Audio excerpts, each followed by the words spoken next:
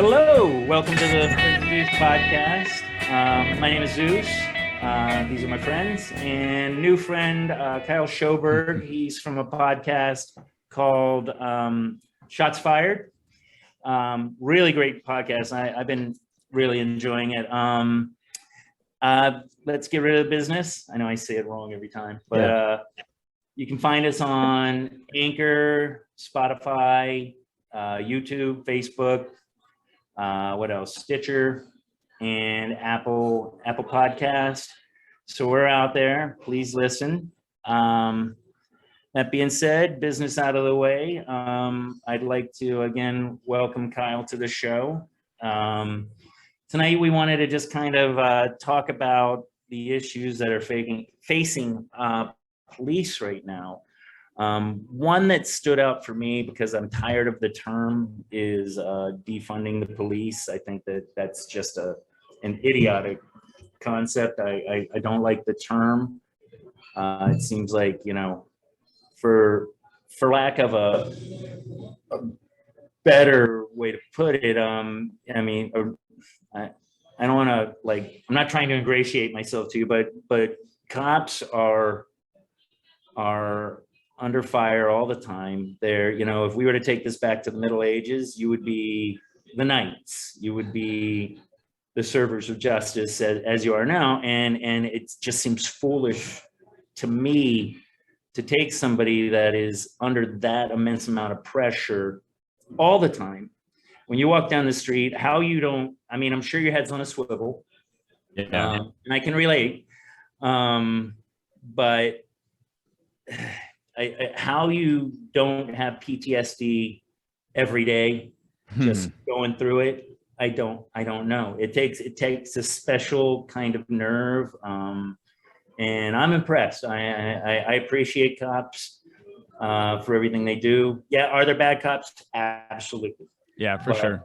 But I think more often than not, they're good, and some of them may even start good, and the pressure just gets to them, and they cut corners, do things wrong, but that's not what we're talking about tonight. Yep. But so tell us a little bit about your show, just so people listening can and yourself and where you are and all that good stuff. Yeah. So I'll introduce myself first. So again, my name is Kyle. I live up here in Northern California, where I work as a law enforcement officer. Obviously, right now I hold the position of a patrol sergeant. And I'm also the supervisor sergeant of our K9 unit. So, I started my career in 2007 up in a small town up near Lake Tahoe, if you guys are familiar with that area. And I was born and raised there, real small town. So about a couple years into my career there, I kind of wanted to venture off into a bigger city and get out of the town that I grew up in. So I did that.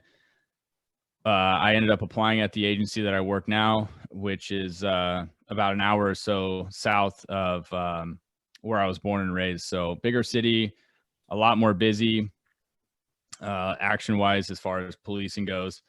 So started there in 2010, early 2010, and very early on, I recognized that I wanted to be on the K9 team. So that's kind of what I focused my attention on right out of the gate, was going to K9 trainings, finding out what I needed to do to get on the team.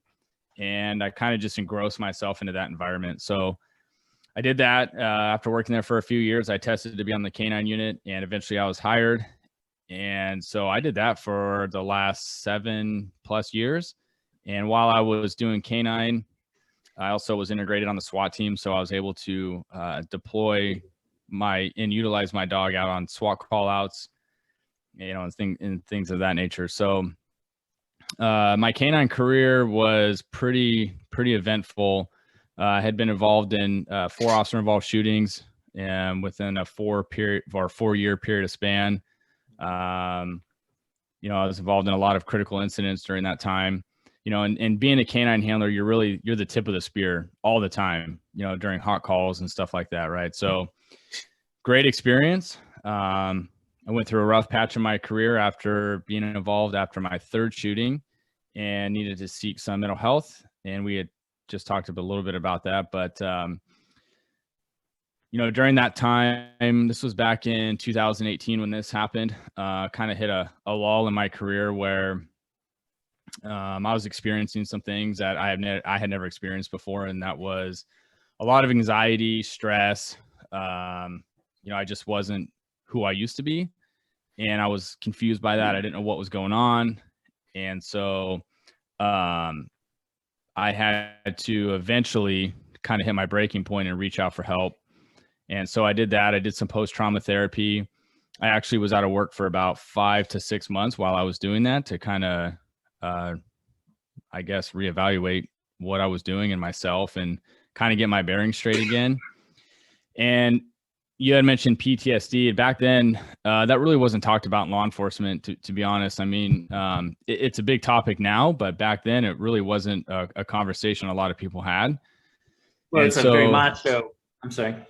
Yes, exactly. Right. So, for me, it was kind of like I had been involved in a lot of things, and I noticed this change about myself. I didn't want to tell anybody because in our profession, you just didn't do that. You were kind of taught to just suck it up and push forward. And so I did that for a long time, like I said, until I hit my breaking point, which I'm glad I did, because a lot of cops spiral and they're not able to gain it back after that. And so a lot of cops will lose their career or make poor decisions. And I think it all reverts back to them not reaching out for help. But so I did that. I did some post-trauma therapy for about 6 months. I did EMDR therapy, which is very common for military folks after they, come back from the war and suffer from PTSD. After that, it helped me tremendously. I ended up coming back to work, and I was involved in another shooting shortly thereafter that. With my canine at the time. So I was able to process that a lot better after being involved in that and doing all this therapy. And so you asked how I started my podcast. I also own a business called Field Survival Training. And basically, I wanted to get the word out there to other officers and kind of be an ambassador for the mental health for law enforcement. And so I started doing that in my own department, and then it kind of started to grow from there, and more people became interested in it. And so I started sharing my story at other local agencies, and it kind of just grew from there. I had been invited on a couple of podcasts. I did that. And that's kind of what kickstarted the business. And that was just me wanting to go to other police agencies and just talk about the mental health. Being involved in this career for so long, it's very stressful. We deal with a lot of critical incidents, and you can't be involved in those things day in and day out, multiple times, some places that you work, multiple times a day, and pretend like it never happened. It does affect you. So I started doing that, and I started debriefing all these shootings that I had been involved in. And that's kind of what kickstarted my business. Then the podcast, ironically enough, I just happened to live next door to another police officer that works at a large agency here in Northern California. And we met on a call, found out he lived next to me, became friends, obviously. And, he's works for a violent fugitive apprehension team for his department. So he goes out and catches the worst of the worst, murder suspects, shooting suspects. That's what he does. So we came up with an idea. Let's start a podcast and try to educate not only officers, but we do a lot of it too for the public. And we get a lot of non-police officers or first responders that listen to our show. And we get a lot of messages and comments, that they appreciate us kind of being vulnerable and just kind of educating them on, just kind of behind the badge and humanizing the badge and stuff like that. So that's kind of how that all started, and it kind of just kicked off from there. But that's a little bit about me. After my canine career, I promoted 2 years ago to a supervisor role, and so I had to retire my dog Axel. And it was time for him to retire at an age, and it was kind of like, do I work another dog and do that for another 8+ years, or do I start to progress in my career? And so I chose to just kind of progress in my career and do that, which which is why I promoted. So that's what I'm doing now. I just run a patrol team and I run our canine unit. So it's been a lot of fun. Where'd Axel end up? He lives here with me. So Oh, he retired. Yeah. cool. So yeah, the dogs, when we get our dogs, they come home, they live with us, during their time at work. And then when they retire, they retire to us. So That's I got great. to keep him. Yeah. He's That's 9 years awesome. old. Yep. So he's here. That's really awesome. I mean, my observation from your show is you guys, and I wouldn't say that I'd use this definition for most police officers, but you guys seem very much the empaths. I hear a lot of in your conversations, because I also listened to one where you were talking about when you started with the canine unit, and you guys all seem to have this next level thought process towards like the people you're dealing with, and you're honest. You're like, did I want to beat the shit out of the guy? I mean, I'm sure. I'm not. This isn't from the show, but it gets across that there's times where you would, who wouldn't want to tune somebody up that just beat their kid or something, Right. but you guys think on that next level of I have to turn that off, which I'm not allowed to say what I do for a living, but I have to deal with a lot of people that you wouldn't necessarily forgive the acts they do, but you've got to turn that off, because the job is the more important thing. And that's that's a big message for us is, yes, there are things that we encounter in our career that could spark some type of negative emotion, a negative response from the officer. But the reality is, we're the professional, and you can't do that. You can't behave that way. And we see it happening all the time on TV. You brought up the George Floyd thing earlier. Stuff like that happens based off emotion. And so, for us, we just try to educate cops. Hey, we have this experience, and we've experienced a lot of different things between the three of us on that show. And, we just want to drive it home that you can't behave that way. You have to be able to control your emotions so that you don't make a bad decision that's going to A, probably end your career, or B, now, probably going to land you in jail. So yeah, no kidding. Unfortunately, we didn't sign up for that, right? Like, the bad guys can do the bad things, but that's not what we signed up to do. So. Well, and here's, I'm sorry.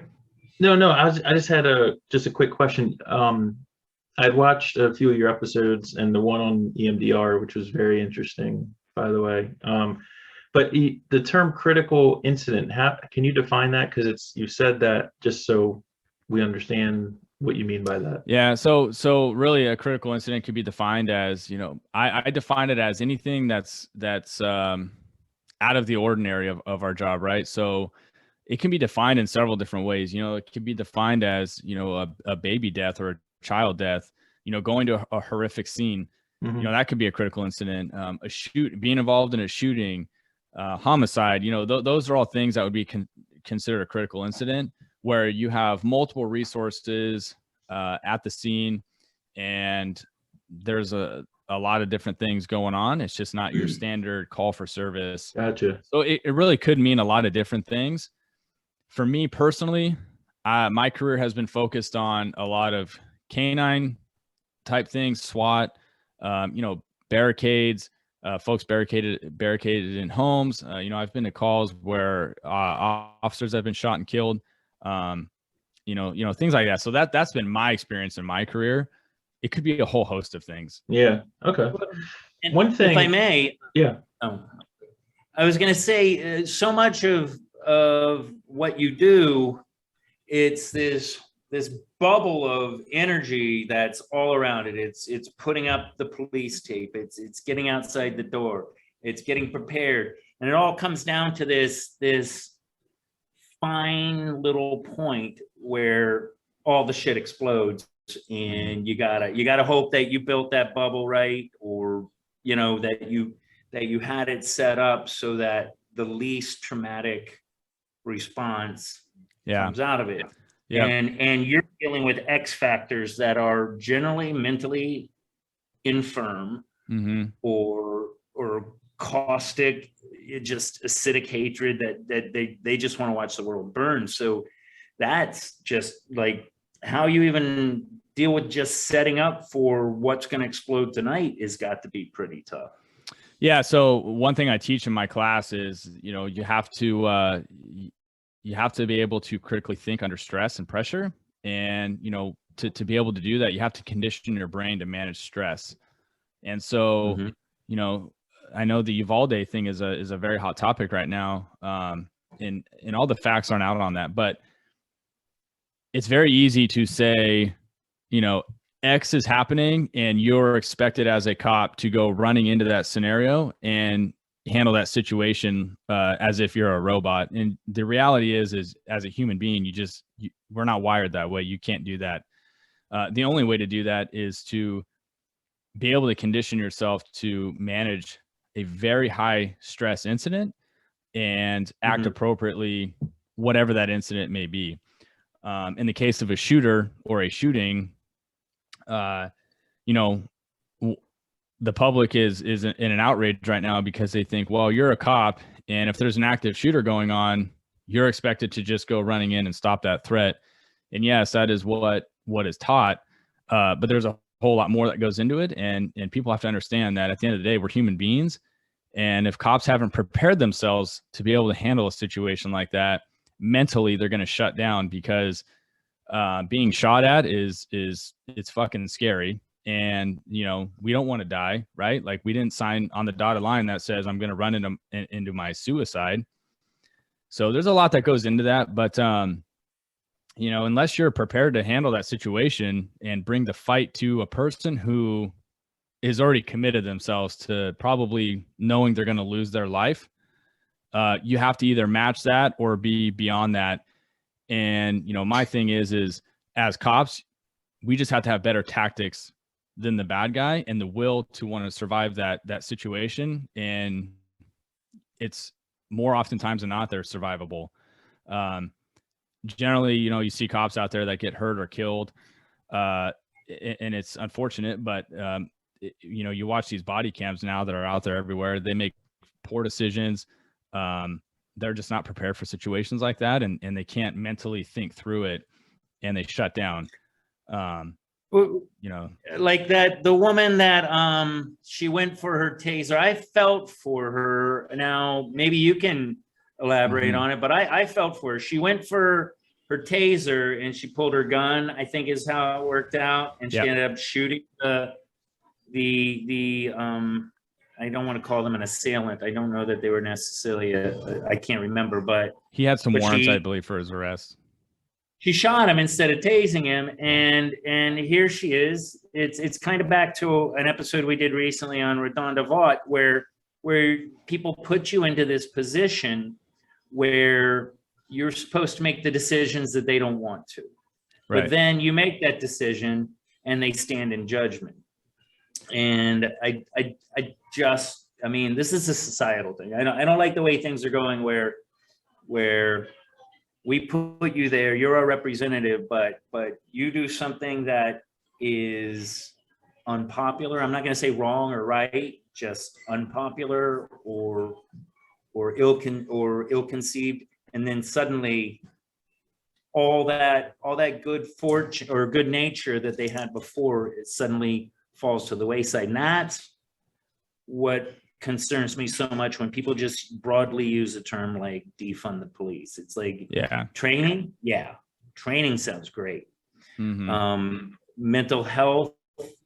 I mean, I personally am very involved in mental health, and man, so many people right now are like in this societal state of just anxiety. And I can only imagine what it's like when it's ramped up for someone like you.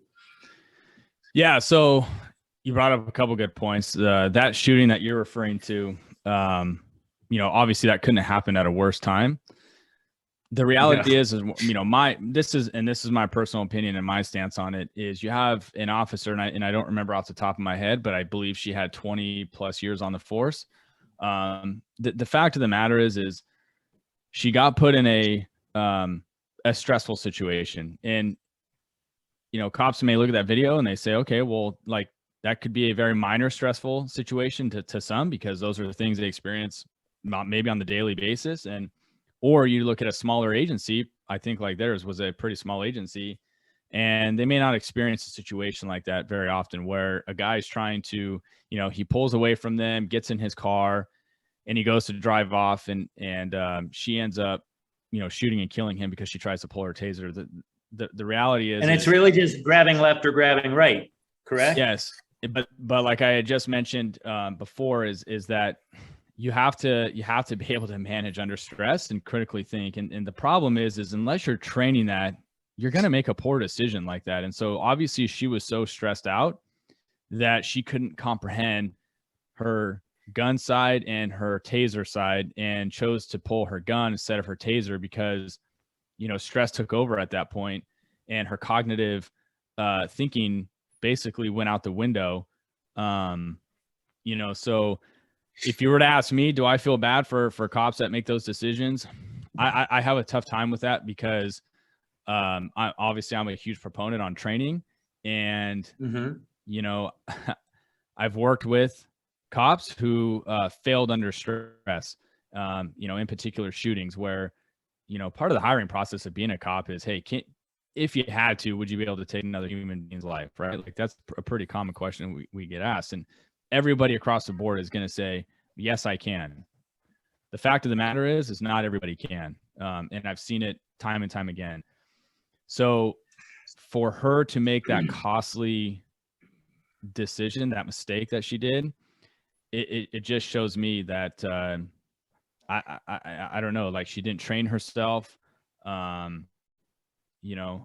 Those mistakes should not be made at our level. It just shouldn't.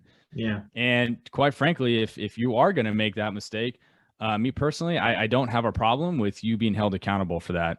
The public expects more of us. We should expect more of us. And if you're not putting in the work, that when you are put in a situation like that, you can make the right decision, then it's shame on you. And, that's just kind of my outlook on it. You think that training is sufficient? And if not, no. What more could be done? No, what is sort of like a baseline approach to preparing a police officer? Yeah. So, well, here in California, I will say we're pretty lucky. I think we do set the standard for training at the basic level, which is still not that great. Across the country, it's very poor. And in some states, it's, cops can be out on the street working patrol, and before they have even gone to the police academy, and I've talked to several cops who are like, yeah, I've been working the streets for 6 months or a year, and I haven't even gone to the academy yet. Like, to me, that's ludicrous. And that's like, that to me is unacceptable. Do I think the academy is the end all be all and will set you up for success? No, I don't.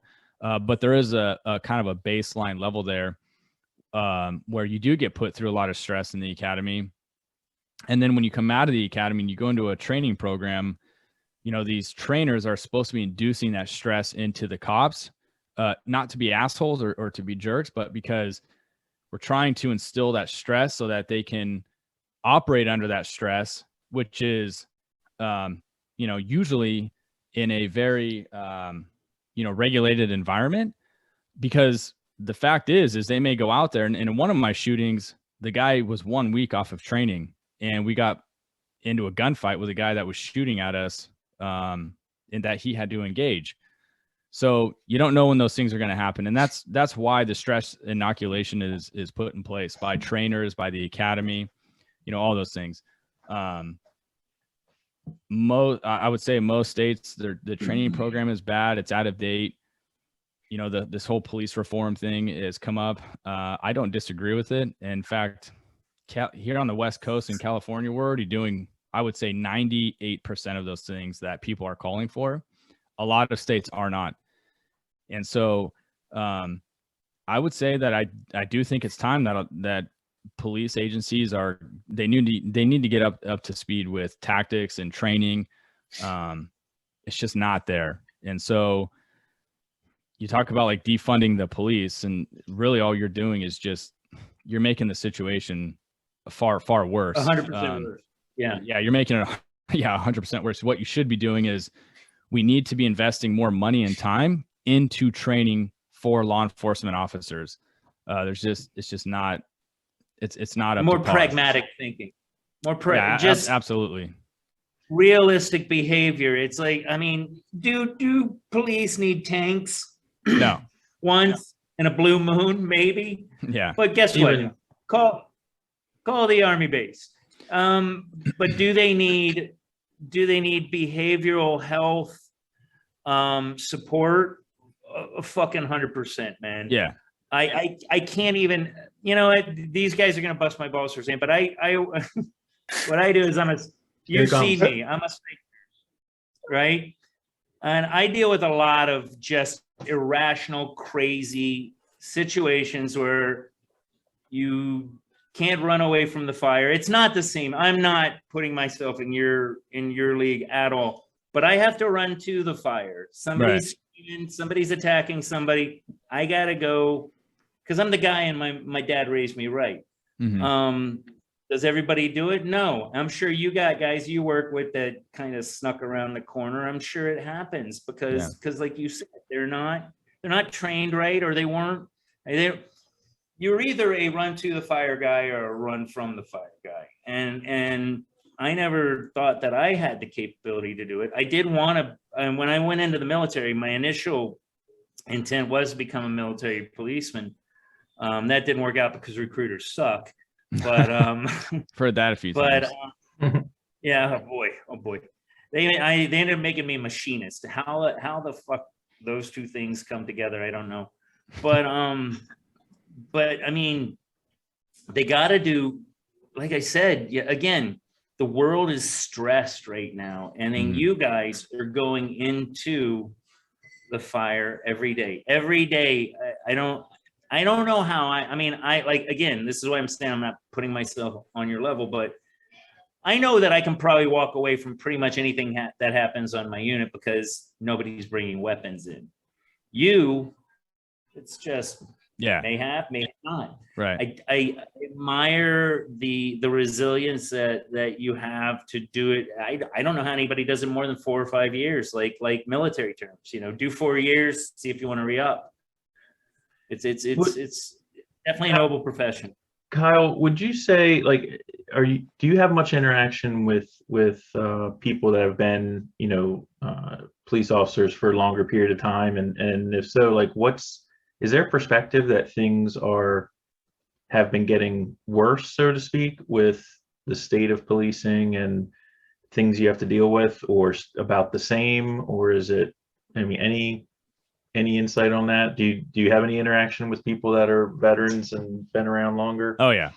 Well, I've been a cop for 15 years.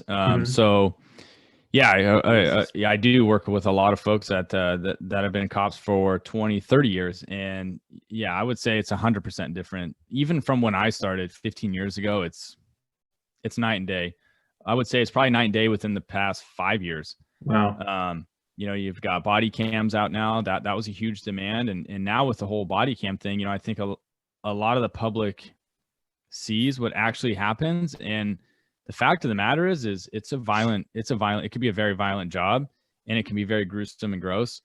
Now we're putting that out to the public to see what really cops go through.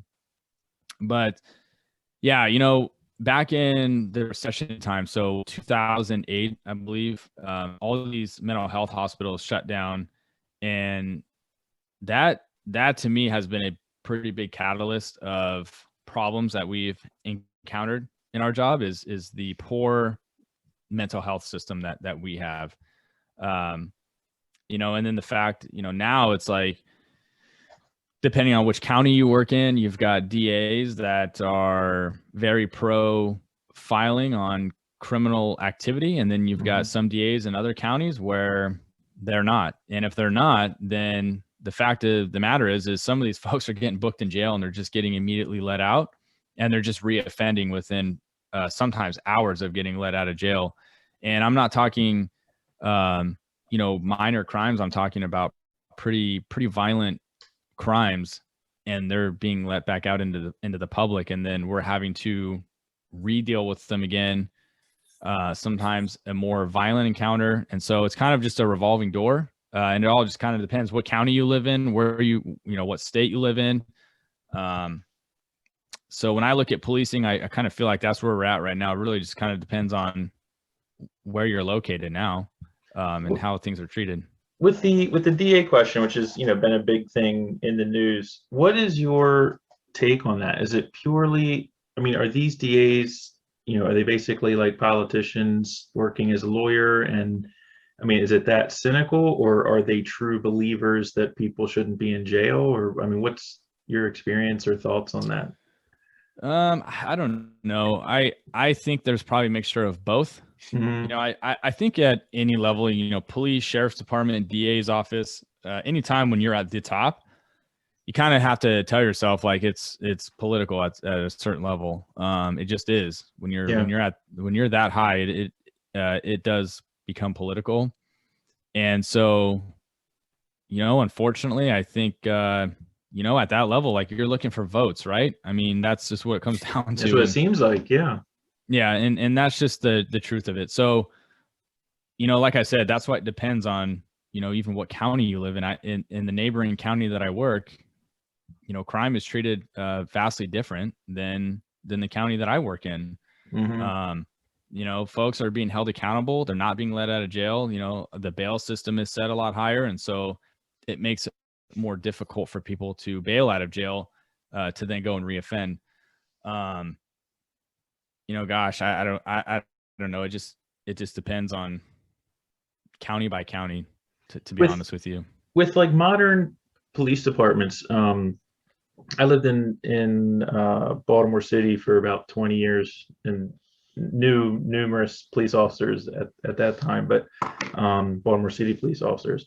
But you go back to like the cliche of like the Andy Griffith, the peace officer, the Mayberry model, up through like RoboCop or whatever. But is that still a model as far as like the peace officer, the person in the community? Is there still an element of that in police departments, or is that gone, would you say? I think there is. I will say this. I think with the new generation of law enforcement coming up, I'm not a huge fan of I don't even know, how do I say it? I don't want to say militarized, but you've got a lot of these cops out there who wear the tack vest and really you look at them and you're like, holy shit, it looks like you're going to go into Fallujah or something. Mm-hmm. Right. I personally, I don't agree with that. I think, in my opinion, and just kind of my own observations of throughout my career, is when you have cops that dress like that, they behave like that. And, I think that kind of empowers some cops to think that we are somebody that we're not. We're not the military.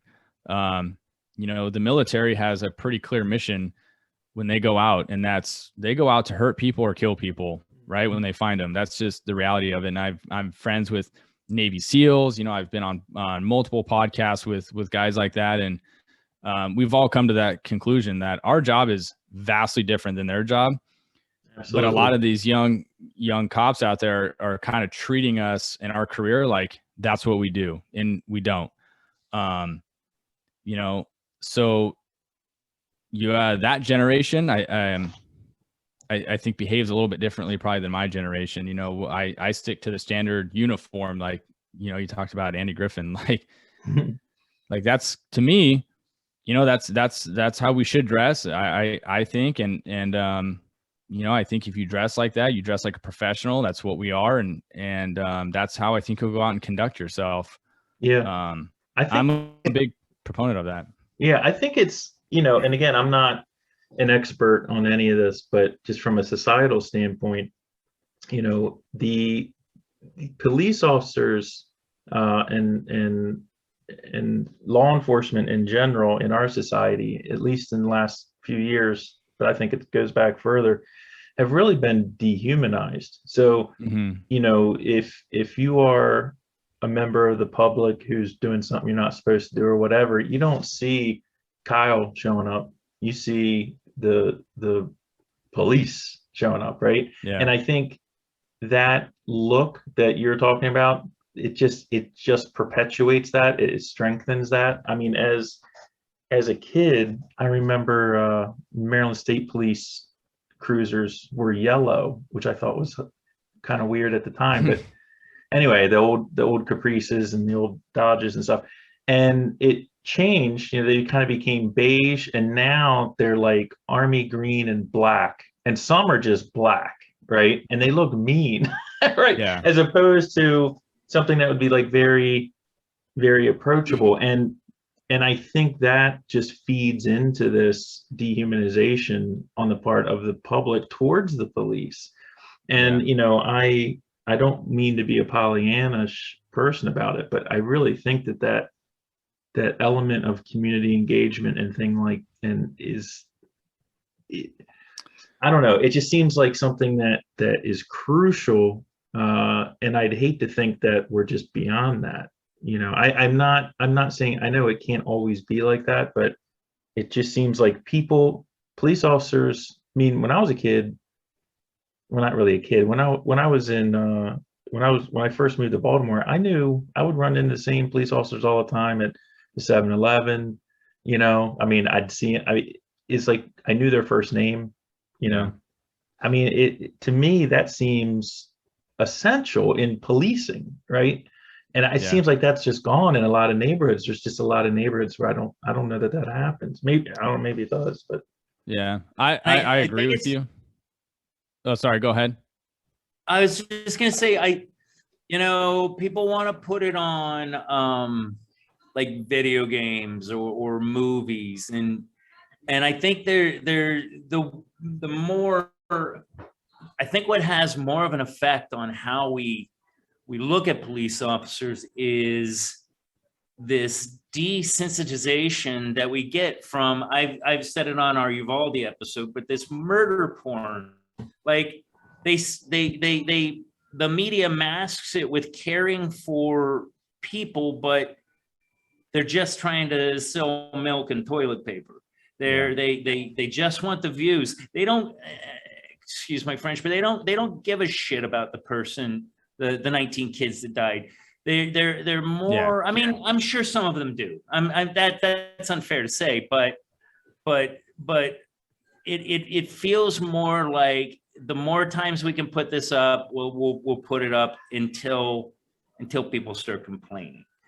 It's 9/11 all over again, all the time. 9/11 was when I first really started to see this stuff happen, where they just show the planes crashing into the buildings 1,000 times a day until all you see when you go to bed at night is this burnt image on your eyelids of the planes flying into the towers. Mm-hmm. And the same thing goes for seeing this poor girl, this poor sweet girl that she's raised in a world where she had the sense to rub blood all over herself and play dead. Like somehow that got integrated into this poor sweet little child's brain, that this will save my life. Yeah.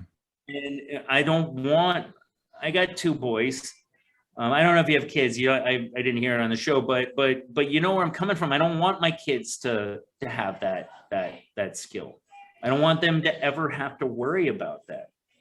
I do have kids. I have 2 kids, and my daughter is the same age as those kids that were killed. So I will agree with you. I do. From day one of that incident, I think the media, that turned into such a political statement so quick. I'll be honest with you. It really bothered me that everybody was jumping on the bandwagon and just somehow it got all put on the police and their response. And hearing all these, these expert trainers who train active shooters, these guys who are saying, oh yeah, these cops, these guys are all retired cops who are on the news saying this stuff, they should have went in there. They should have done this. And it's like, I would really love to ask them, well, how many shootings have you been involved in? How many fucking people have shot at you with a high powered rifle? And you just went barging into a room, through a one-way door with someone on the other side of it, who's absolutely going to kill you. The fact is in that incident, schools, they have doors that open outward okay, you can't, this whole breaching thing kept getting brought up. You can't breach a door that opens outward. You have to pry that door open. You can't breach it inward. So, Wow, that's and something I didn't know. That's amazing. yeah, and not only that, but it's like, are you going to stand in front of a door trying to pick a lock or something with a dude on the other end of it who's got a high power rifle shooting through the door? Like, geez, yeah. Who's clearly shown that he is willing to kill anybody. Yeah, you're more than likely not going to. So there's a lot of discussion that can be had about that particular incident. And there are more things coming out now that I don't think the public knew, like, those were steel doors or metal doors, which made it even more difficult to get through.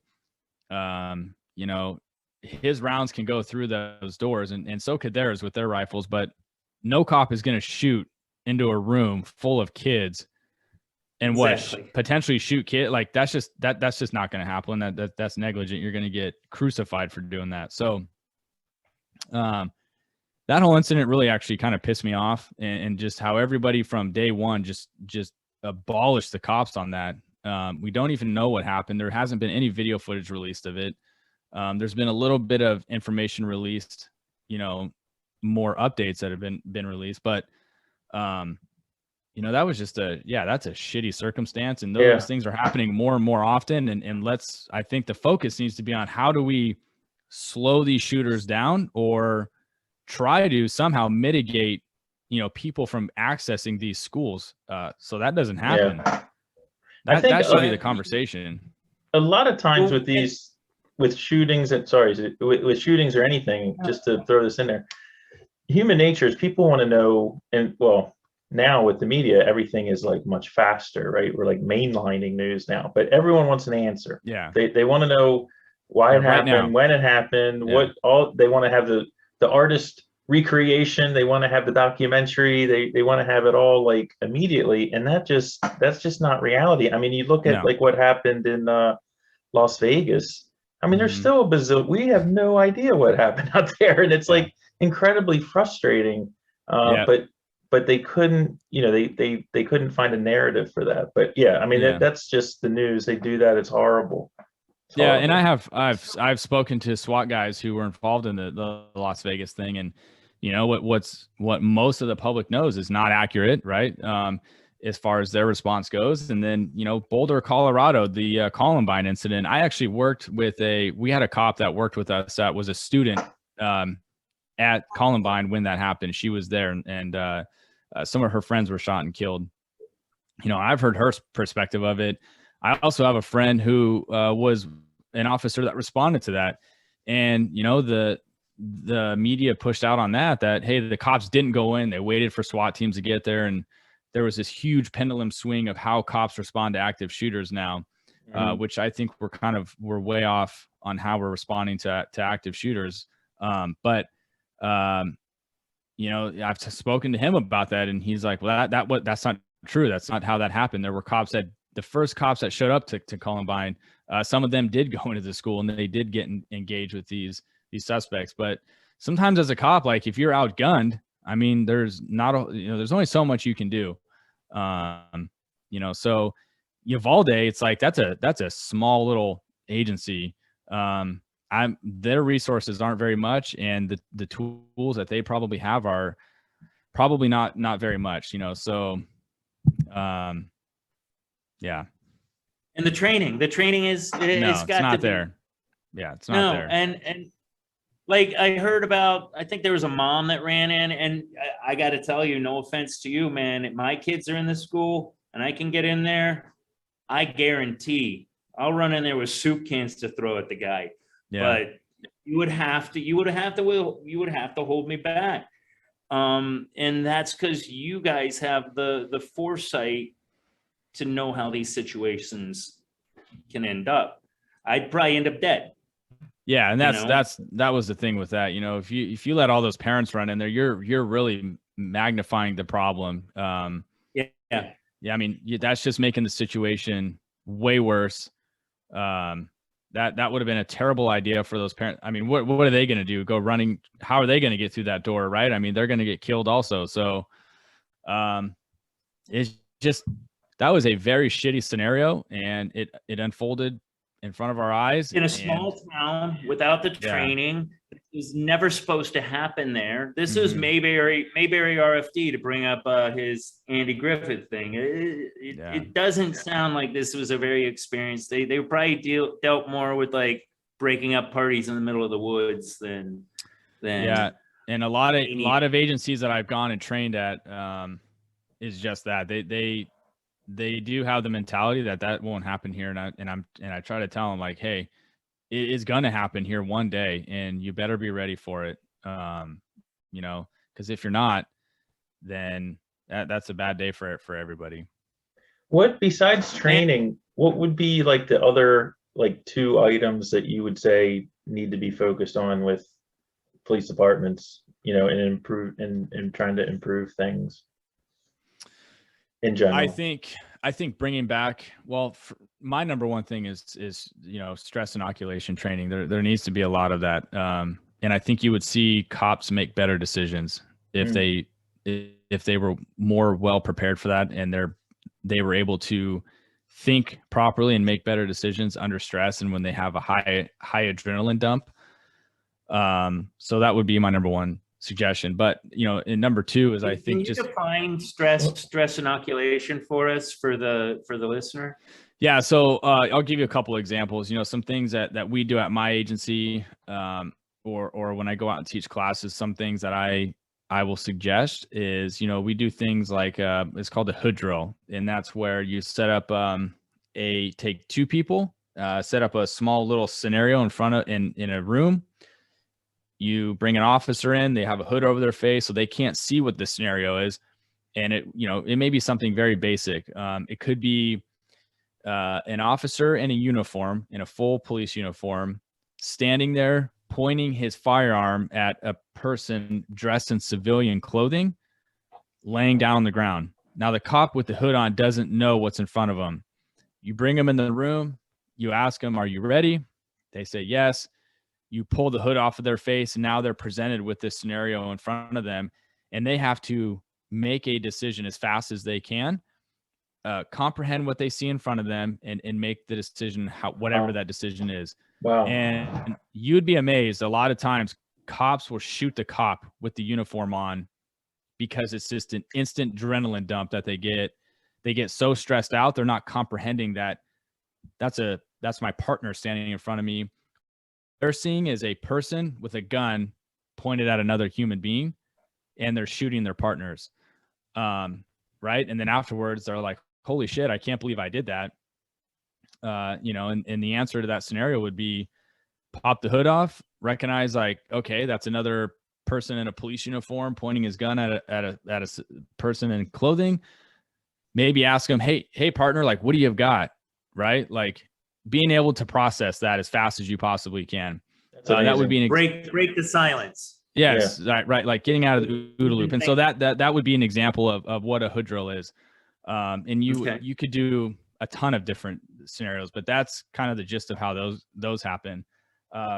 Force on force scenarios where, you take an officer, you give them an airsoft gun or, some type of weapon, and you and another officer have to do a scenario, and you guys are doing force on force with each other and just kind of seeing how they react. You'd be amazed at how cops react in those circumstances. Some of them act or would perform pretty poorly, and then some obviously don't. Those are just some certain examples that you could use for quick training lessons to condition your brain to manage that stress. Wow. Yeah, that's so. Wow. May I? We post a lot of this. When we talked about Uvalde, and I just wanted to see what you thought about some of our outcomes. Because you see this, all the time. We were kind of, how do we stop this? And a couple of things we came up with was high school dropouts. Like, if this is not to solve the problem, but to narrow the field of people that you would look at. Yeah. Maybe possible that could do this. So some of the things, I mean, I hate to say it, I'm not a Big Brother guy at all, but I feel like we got to have some kind of management of social media where you see certain terms come across, and that becomes somebody that is a blip on your radar. High school dropout, absolutely, and broken homes. And I was just curious because I was looking at a list, and it does seem like mom, dad, especially dad not being there for some reason stood out for me. That dynamic, even if your dad was, even if your dad beats you, they can still be instilling certain principles upon you that, although he was a bastard, may not make you into a school shooter or a mass shooter. I don't like to call it school shooter anymore because it's no longer just a school thing. No, it's everywhere. School shootings happen because they're just such soft targets. They're too easy. Yeah, it's terrorism. It's exactly, soft target is a perfect term. I'm surprised and God, I hope this doesn't happen after this, but I'm surprised it hasn't happened in a hospital. Well, it did just happen in a hospital last week, actually. Yep. Really? Houston. Yeah. There was a gentleman that went into a hospital and actually, I think, shot and killed 3 or 4 people. 3 doctors. Yeah. He said he botched his surgery or something. Yeah. So it happens there. But you look at a hospital, they are a little bit more difficult to gain access into a hospital than it would be like a concert or something like that. But you can walk into a hospital easily, into an ER or, whatever. They don't have metal detectors. No, they don't. School's even worse. I mean, my kid's school is 100% open campus, and anybody could walk on campus. The theory is either teachers or staff are supposed to stop, parents or an adult that's on campus that doesn't have a visitor pass on or whatever, but nobody does that because teachers don't want conflict. They don't want to, stop somebody on campus and come off as rude or, call them out. Not these days. No. So that doesn't happen. So you said stop the shootings. I don't think we're ever going to stop them. I think not so much stop. I want to stem the tide. How do we stem tide? Yeah, I say we need to come up with a solution that mitigates it as best as possible. And we just have to slow them down enough to where the cops are going to be notified. They can show up and engage these people outside the school versus inside the school, which is what happened in Uvalde, where this kid was already barricaded inside of a classroom and had shot over 100 rounds, within the first, I think, minute or 2 that he was in there, because they have the audio of that occurring, So once you got someone barricaded in a room, it's 100 times harder to deal with that than having, someone outside, walking around. That problem can be solved pretty quickly. But you get I want to say in Alabama, somebody just got shot outside the school. Was it Alabama? I didn't hear about it. I want to say they got the guy before he got into the school, but he definitely had malice in his heart. He was ready to go in and do some bad things. And luckily they got him before, but he didn't fit the profile. I want to say he was like, mid-30s, early 40s, just bad news, tornado of violence. Well, one thing too, I mean, just to throw this out there, I mean, for our viewers and such and so forth, and just to get your perspective, Kyle, I mean, I don't know if it's the right way to say it, but aren't the vast majority of things that you end up dealing with end up being a positive outcome, or no? In other words, aren't there like good things that happen when you're a police officer? I mean, Absolutely. Please, I hope you have a reason for living. I hope so. I mean, there is. Yeah. The fact of the reality is our job is not. We don't deal with the positive, right? We deal with the negative. And like when we respond to someone's house for an altercation, like the fight's already occurred. The domestic violence issue has already occurred, or it's already started. We're already walking into a negative situation. There might be a positive outcome of that. Yeah. But the reality is the majority of things that cops respond to, you're already walking into a negative situation. That's yes, you can make that negative a positive. Does that always happen? No, but it's just the reality of being a police officer is just you're not responding because Johnny's down the street handing out $1,000 checks to people. Yeah, come have You're some not ice doing cream. that. Yeah, no, Right. that's a good point. You're not doing that. You're Well, and for what it's worth too, and this is speaking for what I do, I don't bitch when I come onto the unit because I know that's what I signed up for. Mhm. And I would like to think that I know, just listen to you and your buddies on your show, that you guys know I signed up for this. I do this because this is what I need to do, and yeah, it's just, I don't know, it's Well, tough. what about recruiting? Like that seems like a key thing. I mean, to your point is. of like having people who, can do this. It's not something everyone can do. And Yes, how are police officers recruited? I don't even know. A vast majority of ways. You've got recruiters that could go out to colleges. They speak to military guys coming out of the military, try to recruit some of them. It just depends on where you work and the agency that you work. Some agencies only target brand new folks that are not laterals from other agencies. They've never been a cop before.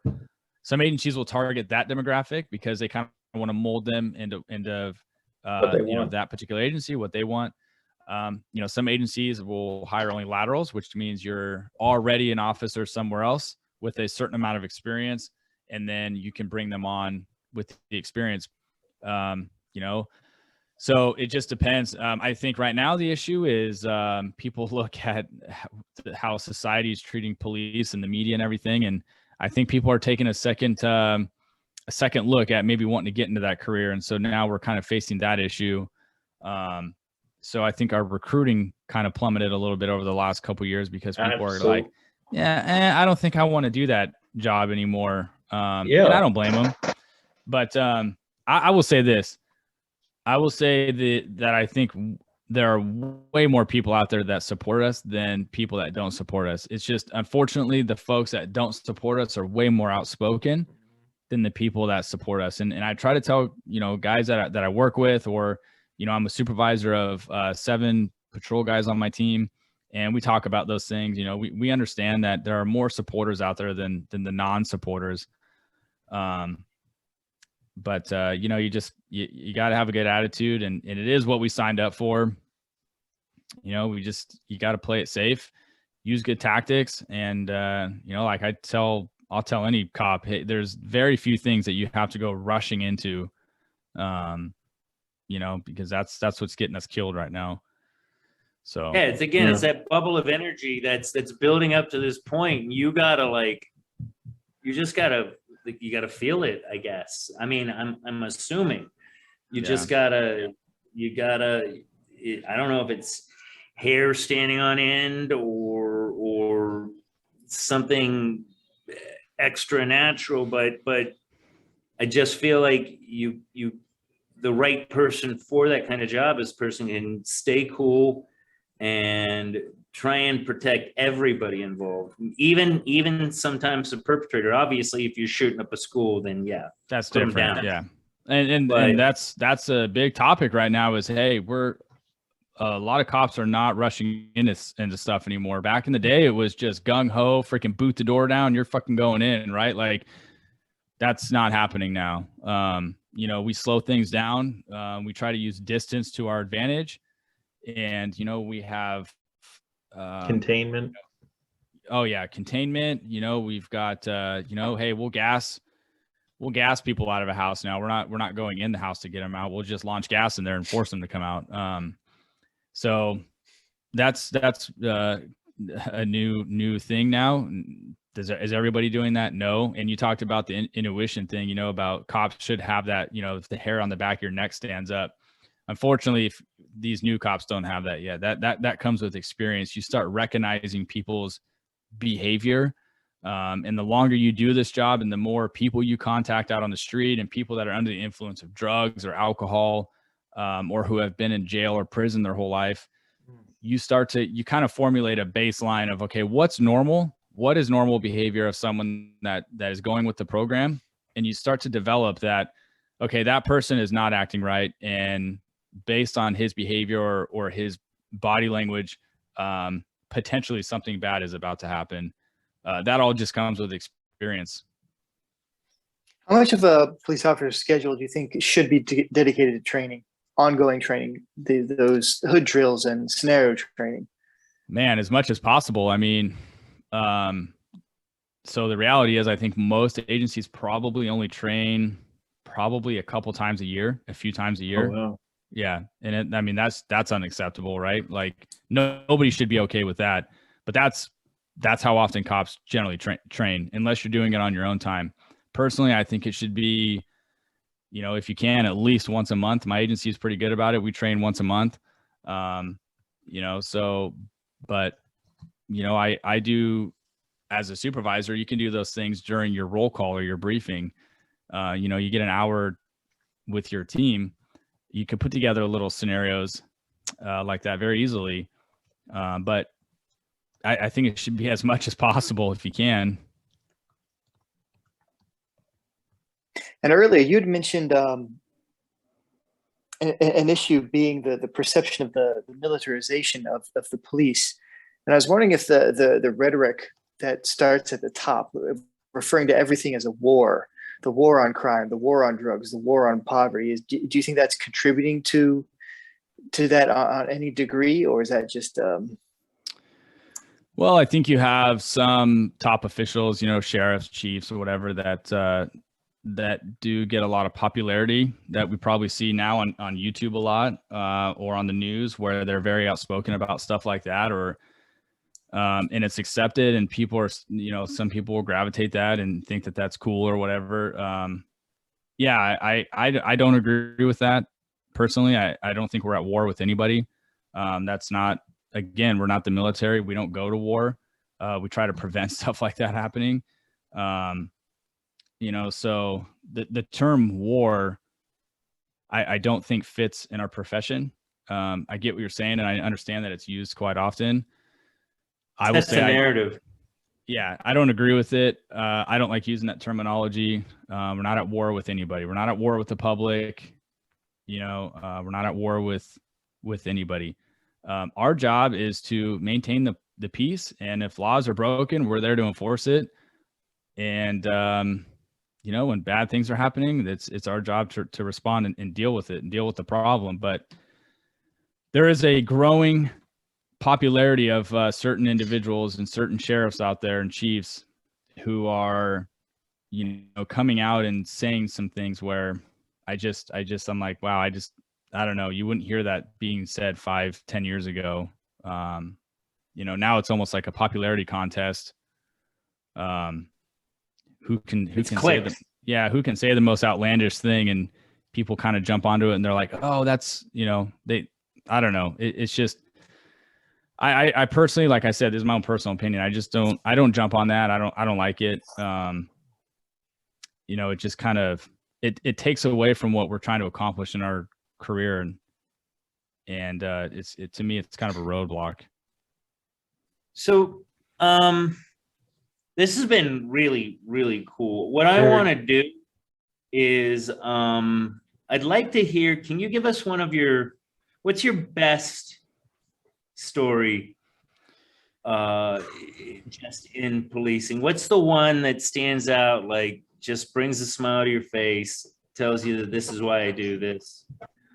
That's putting you under the gun a lot, but I'd like to, because we've talked about a lot of dark, not necessarily dark, but foreboding things. It'd be nice to hear what motivates you and the guys that you're on the show with to carry on. Yeah, it's a good question. Yeah, it's a good question. There's a lot of things that I can think of that bring a smile to my face and really kind of reiterates to me, like, this is why I do this job, because it's not all negative. I'd said that's the vast majority of what we do, but there is a lot of positive to it. one story I guess that stands out to me off the top of my head is, Make-A-Wish Foundation reached out to me and asked if we would fulfill this little girl's dream of becoming a canine handler for a day. She was suffering from an illness that was non-curable. And so she happened to live in the city that I worked in.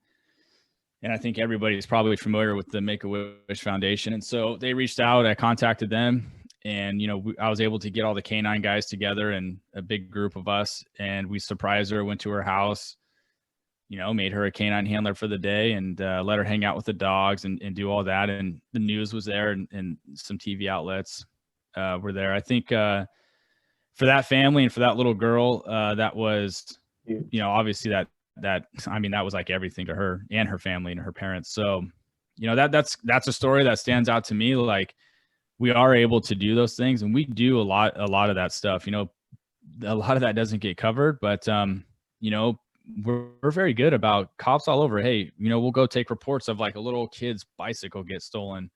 More oftentimes than not, we'll go to Walmart and we'll ask Walmart to donate us a bike or a scooter or whatever, or we'll buy them ourselves. I've spent money out of my own pocket to buy a little kid a bike on several occasions, and so have my partners. And then going back to the house and saying, hey, I'm sorry your bike got stolen. There's, obviously not a whole lot we can do, but here, we'll present them with a brand new bike. And, I think doing little stuff like that is huge for kids. Because, they see cops too sometimes in a very negative light, and sometimes their parents kind of fuel that a little bit. So, yeah, that's huge. I mean, that's exactly what I'm talking about. Yeah. I mean, that's amazing. So, that's a story that I guess stands out to me. That was kind of a proud moment. Man, you're doing great work. But I mean, of the episodes that I watch, and I'm subscribed, so I'm gonna be doing the what do you call it, marathon watching of it. But yeah, what I've seen, it's great. You guys really seem to care about this on a level that the public doesn't necessarily get to see a lot. And I from the bottom of my heart, wish the best for you guys. I hope you guys just explode, Yeah, not in a violent way. Yeah, right. Yeah. No, it's very listenable. I mean, again, it's as someone that's not a first responder, it's very easy to get into and listen to and understand, and you guys explain things very well. So, I'm listening to more as well. Yeah, we're still learning. We're trying to make it not so, just all about cops. We want the public, folks like you that are not police officers, to be able to listen to it and have a better understanding of what we do and go through. Mm-hmm. And it's very humanizing.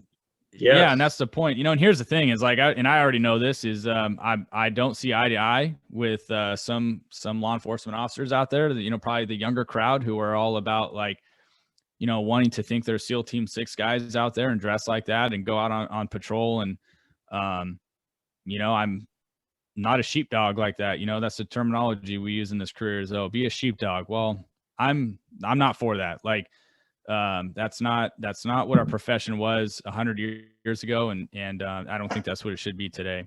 Yep. And so I try to gear away from that. And I try to pull whoever I can more towards, let's be professional. Like that's what we do. And even in situations, lethal encounters, I've been in several of those, and there's some people that glorify that stuff. There's nothing glorifying about it. A lot of cops that do glorify it, I've never been in a situation like that where they had to take another human's life. So that's kind of the idea behind it. If people don't like it, I don't care. It doesn't hurt my feelings. Right. Good on you, man. Yeah. But it seems to have, we seem to get a pretty good following out of it. And I think I've had a lot of young cops actually either message me on Instagram or social media and have said, hey, thanks. I was actually one of those guys who wore the thin blue line stuff everywhere and was the sheepdog and thought, wore 5 AR mags on his vest at work every day like he is going to war. And after listening to our show and us saying like, hey, we're not for that and you don't have to be like that, they've changed their ways and how they think.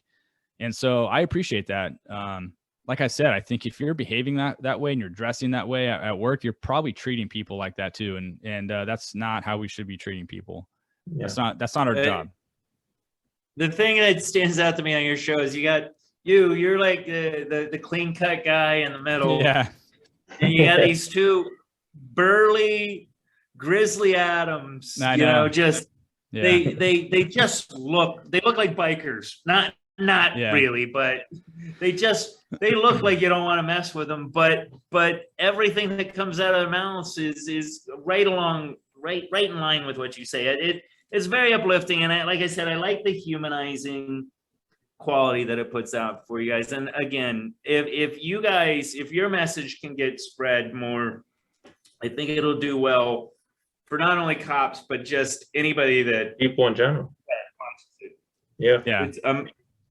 At this point, our buddy Jack would usually be here, and he'd say that we've been on for a while.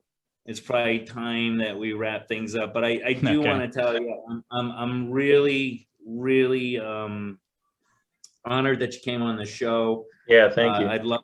Yeah, thanks for asking me to come on. I appreciate it. I like the message that we're going to be able to put out with this, and we should get you on, maybe 2 other viewers. So we'll have that. Yeah, go for it. I'm whenever.